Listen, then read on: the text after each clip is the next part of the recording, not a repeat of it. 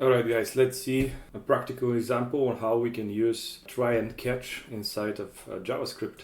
So we have this code where I have simulated an HTTP response via this mock function.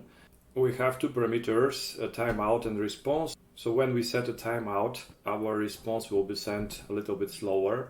And for this we're using setTimeout and we're passing the parameter to the function.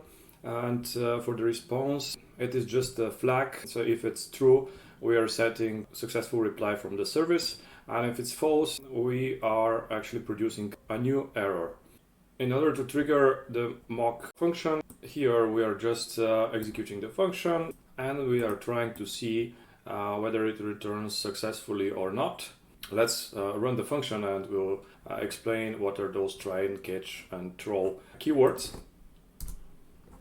So see here we have whoops, this means that we've entered, in this case here for throwing an error. That's because we have started the function with a parameter of false, and if I repeat the code but here set the parameter to true, we should wait for 3 seconds and we'll have reply from the service.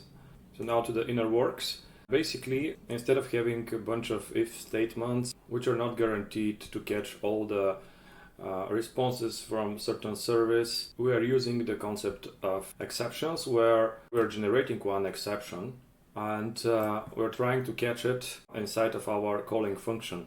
This block try and catch we use where we want to wrap a mission critical piece of code. For us this is our mock function here, and in case of error we're catching it here in this block. Actually in real life you can be more granular and have multiple try and catch blocks, or if you would like just to wrap certain logic such as multiple calls to services or other type of transactional logic, you can do so inside of the try block.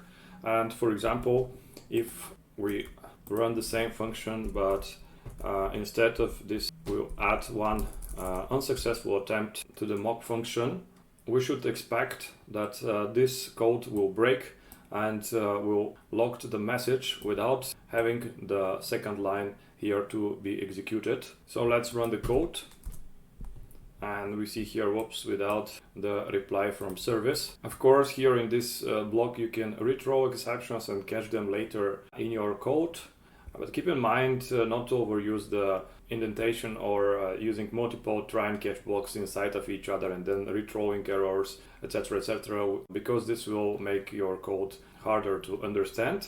Okay, that was it for this video. I hope you enjoyed the information, and if you like the tutorial you can subscribe to the channel. Thank you.